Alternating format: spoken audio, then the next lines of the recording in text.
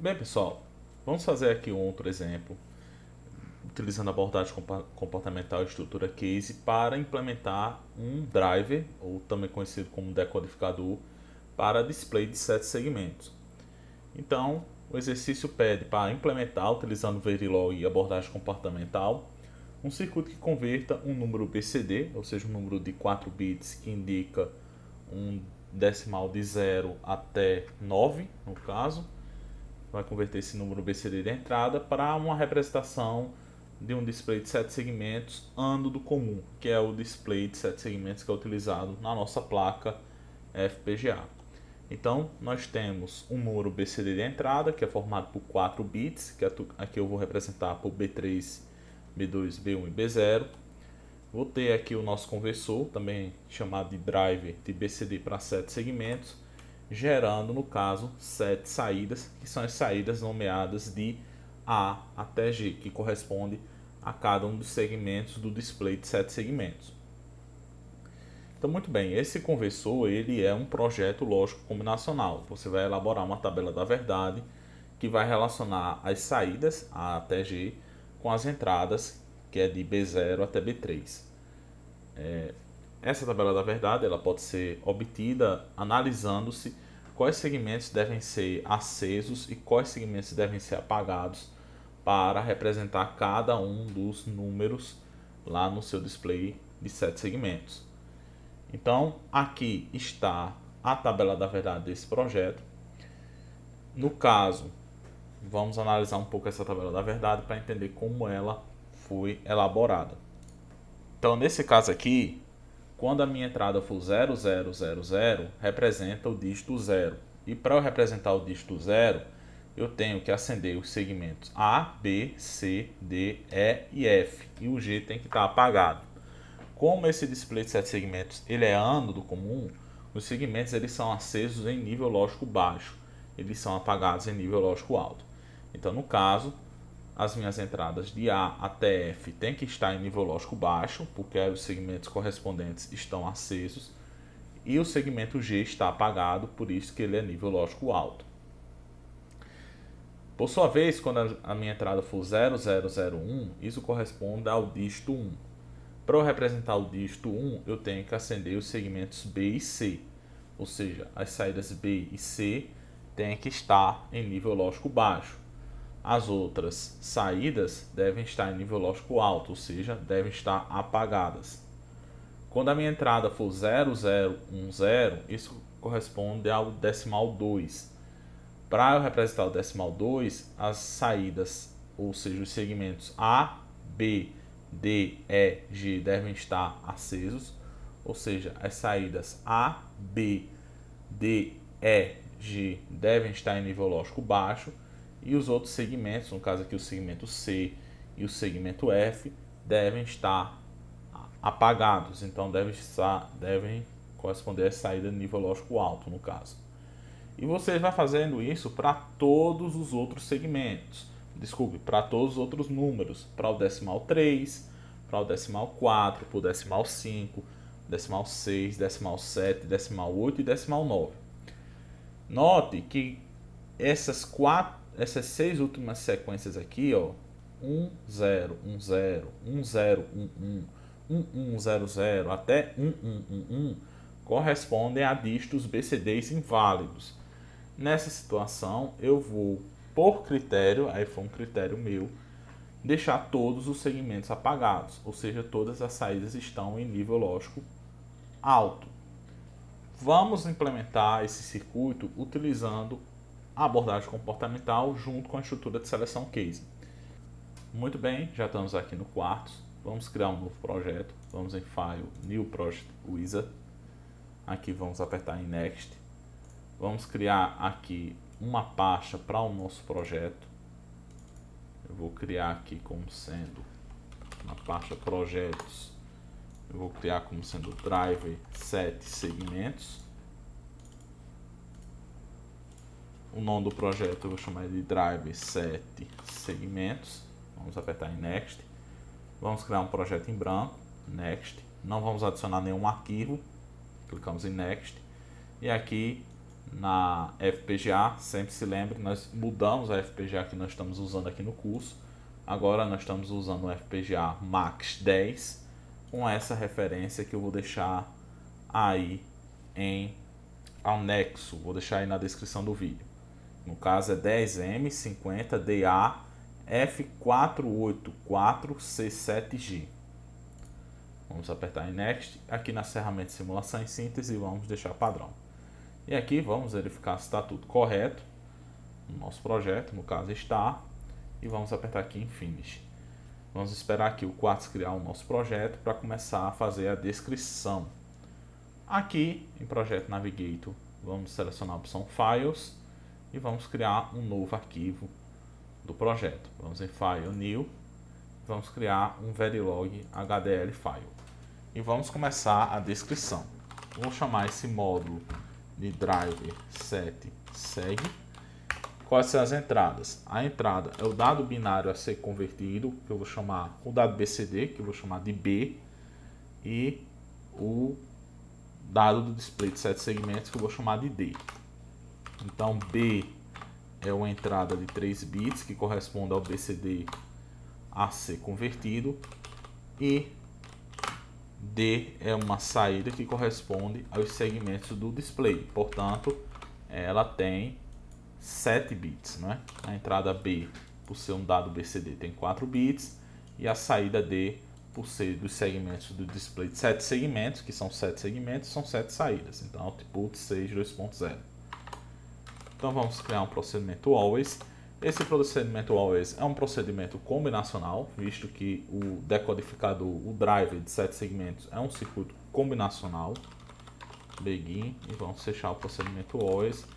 Vamos fechar já um módulo para não esquecer. Então aqui o que eu vou fazer é usar a minha estrutura case. Então eu vou fazer um case, e a minha variável de seleção do case, no caso, vai ser o meu dado binário de entrada, meu dado BCD de entrada. Fechar o case aqui para não me esquecer. E aqui no case eu vou fazer o seguinte: para cada combinação de entrada eu vou colocar a respectiva saída. Então aí do lado vocês estão vendo a tabela da verdade, e eu vou colocar para cada combinação de entrada a respectiva saída. Então, por exemplo, quando a minha entrada for 0000, a minha saída D vai assumir o quê? Vai assumir, seguindo a tabela da verdade, no caso, eu estou colocando o segmento G como o mais significativo e o segmento A como sendo menos significativo. Eu usei essa escolha porque é assim que a FPGA trata, né? O segmento G é o mais significativo, o segmento A é o menos significativo. Lendo do segmento G até o segmento A, eu vou ter a saída 1000000. E eu vou fazendo isso para todas as linhas da tabela da verdade. Então, por exemplo, quando a minha entrada for 0001, qual vai ser a minha saída? Minha saída nesse caso vai ser 1001. Quando a minha entrada for 0010, a minha saída D vai ser no caso 0100100. Vou copiar aqui já para adiantar meu trabalho. Quando a minha entrada for 0011, a minha saída vai ser 0110000.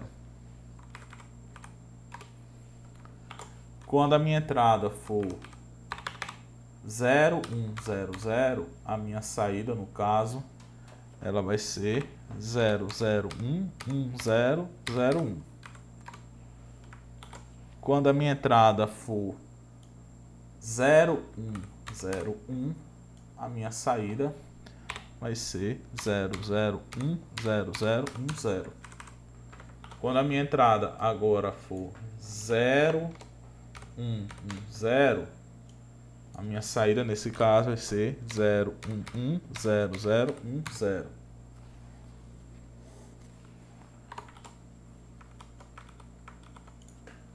Quando a minha entrada for 0111, a minha saída nesse caso vai ser 111000. quando a minha entrada for 1000, a minha saída aqui vai ser 0000000. E quando a minha entrada for 1001, a minha saída vai ter que ser 0010000. Veja que para as próximas 6 linhas, a minha saída sempre assume o mesmo valor, é todo mundo igual a 1. Ao invés de eu descrever todas as próximas 6 saídas, eu posso simplesmente usar o default. Aí nesse caso, eu estou dizendo que para todas as outras condições, a minha saída é todas as saídas em nível lógico alto. E pronto, encerramos aqui o nosso projeto. É tão simples assim como vocês podem imaginar. Vamos salvar ele. Vamos definir ele como a entidade top level. E vamos fazer aqui uma análise e síntese para verificar se a descrição está correta. Veja que nesse caso nós tivemos um erro, que no caso foi esse erro aqui, ó. O objeto D no lado esquerdo da equação deve ser um tipo variável. E isso acontece porque aqui a gente esqueceu de colocar output reg. Então agora vai dar certo. Vamos fazer análise e síntese novamente. E vamos proceder com a parte agora da verificação. Análise e síntese concluída. Vamos aqui em Tools, Netlist Views, RTL View para ver o diagrama RTL gerado. E veja que ele gerou um diagrama RTL um pouco mais complexo, no caso utilizando decodificadores e portas lógicas, porque de fato o circuito ele é sintetizado pelo próprio Quartus. A gente não tem tanto controle quando está utilizando a abordagem comportamental, como teria se a gente descrevesse diretamente as expressões lógicas. Mas o importante é que esse circuito ele funciona perfeitamente. Vamos verificar isso a partir da implementação na FPGA. Então vamos fechar aqui e vamos fazer, no caso, o Pin Planner. Vamos aqui em Assignments, Pin Planner.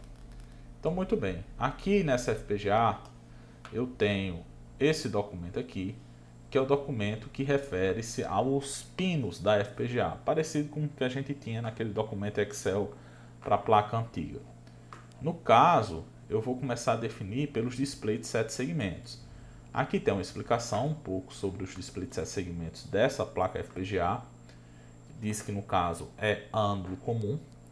E aqui está a ordem de significância, né? Por isso que, por exemplo, o segmento A, que é esse segmento superior, ele é o menos significativo. O segmento G, que é esse segmento do meio aqui, ele é o segmento mais significativo, porque ele está marcado com 6. O segmento A está marcado com 0. Então, o segmento G é o bit 6 e o segmento A é o bit 0. Por isso que na descrição que a gente fez lá da tabela da verdade, o segmento G era o mais significativo e o segmento A é o menos significativo. Então, nessa placa FPGA, que nós estamos trabalhando agora, ela tem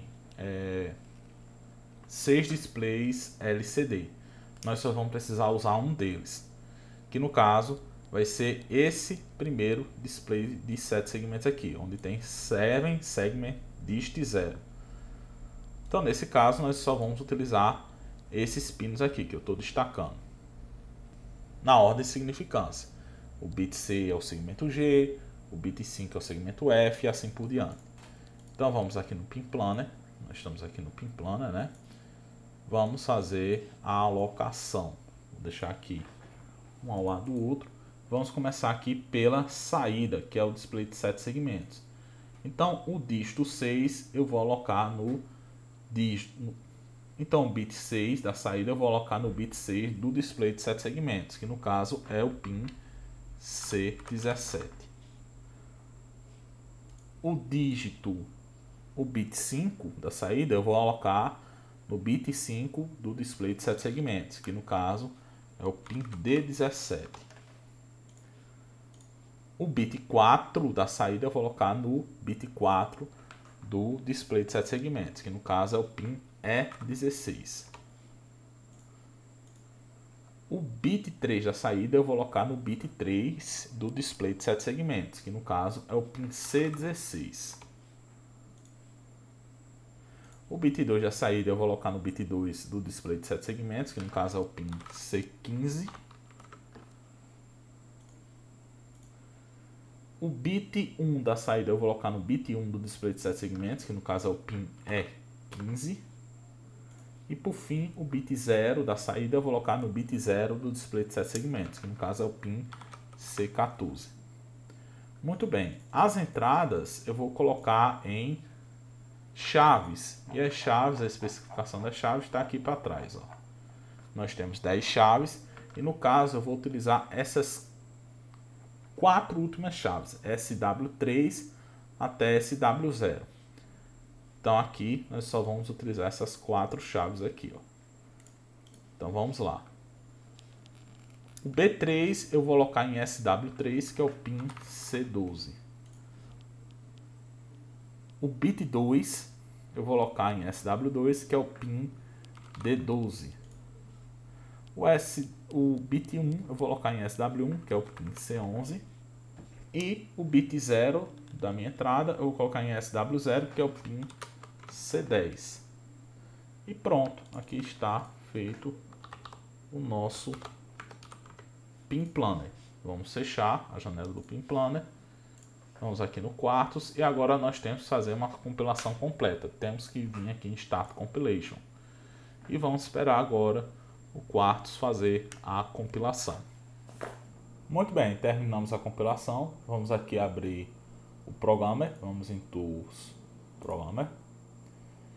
Aqui em Hardware Setup, vamos selecionar o USB Blaster, caso não esteja selecionado. Vamos selecionar aqui o nosso arquivo do projeto e vamos clicar aqui em Start para enviar para a nossa FPGA. Então, muito bem, já estou aqui na minha FPGA. Esse display de 7 segmentos vai indicar o dígito que está aparecendo aqui nessas 4 chaves. Então, aqui no caso eu tenho 0000, que é o dígito 0. Se eu colocar 0001, que é o dígito 1, vai aparecer 1 no display de 7 segmentos. Se eu colocar 0010, que é 2, vai aparecer o 2 no display de 7 segmentos.